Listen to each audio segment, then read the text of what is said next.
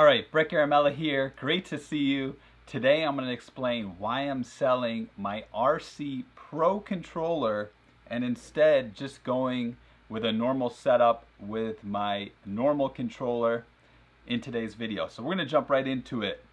And I know I'm going to get a lot of comments or people saying, why are you selling the RC Pro? This is over $1,000 controller. Why would you sell it? Well, I have my reasons. That's what I'm going to talk about today, and I'm not 100% convinced, so if you can leave a comment below by the end of this video convincing me, hey Brett, maybe you should hold on to this and not sell it, maybe I'll change my mind. But until then, here are my reasons why. So first thing, and this is the main reason why I'm selling my RC Pro controller, is that I don't quite get the same feel from this controller as I do my normal controller. So the sticks, it's a spring-loaded sticks like this, and it feels a lot like my Phantom 4 Pro, my old Phantom 4 Pro, which I no longer use, but I don't quite have the same control that I do with the normal controller. Now, I know a lot of people are gonna say the opposite, say no, the normal controller I get way better control, but for me it just feels right. Now another thing to consider is that my hands, I don't have large hands, okay? So when I hold this controller, it feels really big and it just doesn't fit right. Like I actually like the Mavic 2 Pro controller the best. And to me, this is the second best option, and the RC Pro controller is the third option. So this is a lot smaller, and it just feels right. In my hands, I just feel like I have better control of my thumbs, and I can just do what I want. Maybe it's because my thumbs are closer together on this controller, whereas on this controller, my thumbs are a lot farther apart. So with my thumbs a lot farther apart, I don't know, just something in my mind and the feel of the spring-loaded sticks, it feels almost like it moves almost too easily. I can't quite, when I want to get those slow movements or ease into a shot or slow it down, I can't quite get it quite right. So that's the first reason why and the main reason why I'm selling this controller. Now the second reason that I'm selling this controller is the price. Okay, it's over $1,000. I can sell this controller, and then I can get, I'm actually thinking about getting another Mavic 3.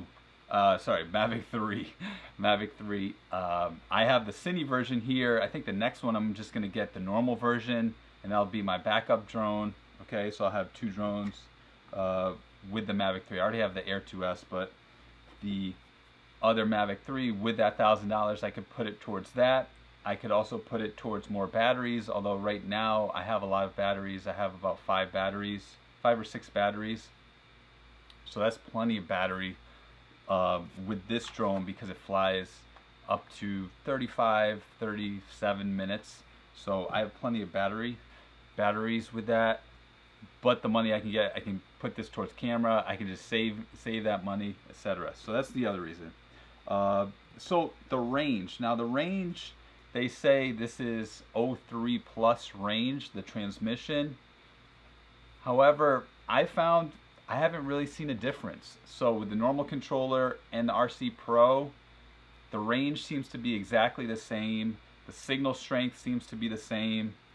And yeah, it's weird because sometimes the RC Pro, I've flown this quite far and I'm surprised at the range. And then other times it'll break up when I'm going near objects, slightly behind an object, and I'm a little confused by it. So I think there still needs to be some updates with the 03 plus transmission. So eventually it might be better than the normal controller for range and for signal strength, but as of right now, it's the same. And I've flown a lot with it. I was just out in Nevada. I was out in Utah.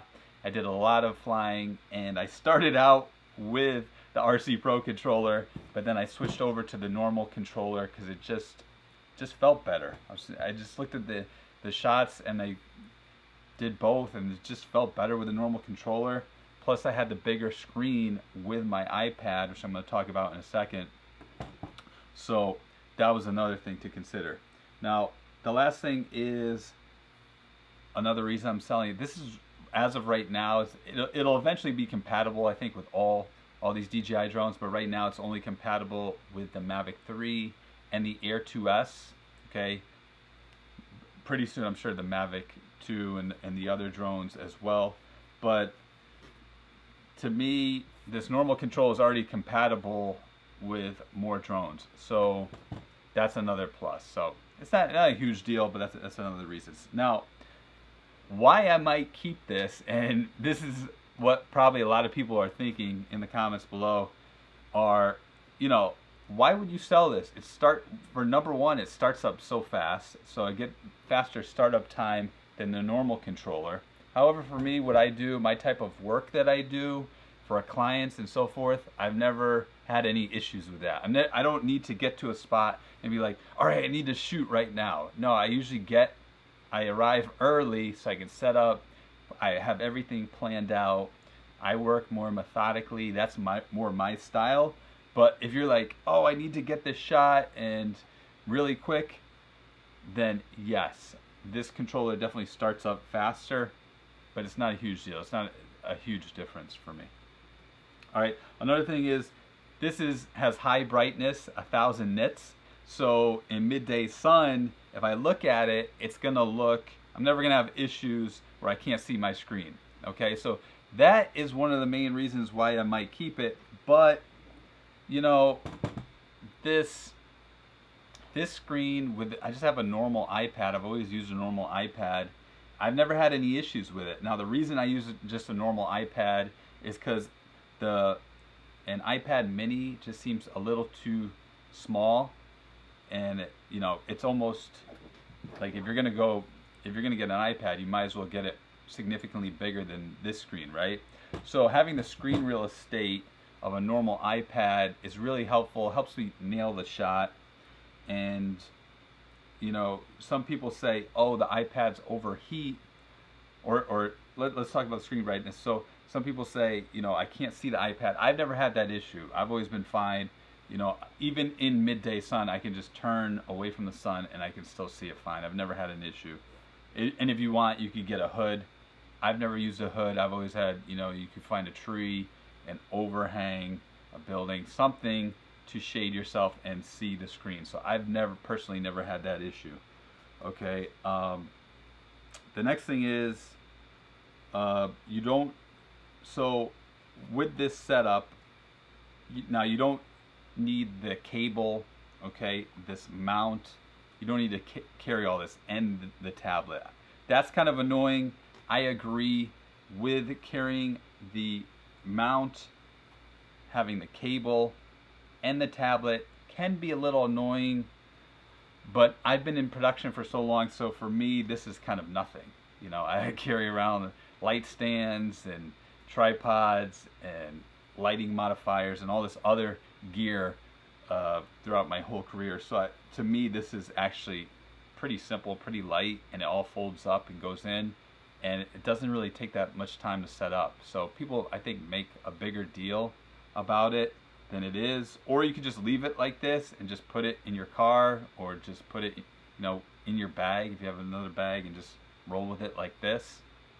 So to me, that's not that big of a deal. Now, this controller, I'll put links to all this equipment in the description below. This controller is, this tablet holder fits the newer controllers, okay? And I really love it. It's nice and sturdy, and it fits up to, goes a little wider, like ever so slightly, but not much, like a few more millimeters. So this holder is good for a normal size iPad.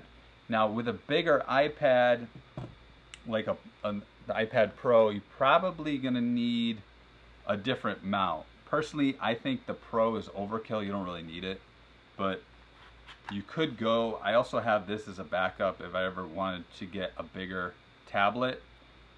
I have the Mav mount, So the Mav mount, it's significantly bigger. If I put it next to it, let me just put it next to it. I don't know if you can see it here. There we go. It's like, you know, it's hard to show it here on screen. It's significantly bigger. All right, you can see how it stretches out. So you could easily fit an iPad Pro with this Mav mount. However, I don't really, that's not my setup. I go just plain simple iPad, this controller, normal controller, and this is my favorite setup, okay? I think the iPad Pro is overkill. I don't need a bigger controller than a normal iPad. I don't like the mini because it's a little too small, okay? So this is my setup. It feels great like this. I don't need to look at the control sticks when I'm flying. I've memorized where all the buttons are, okay? So you might want to practice a little before you do that, but then once you get used to the setup, it's great. I love it.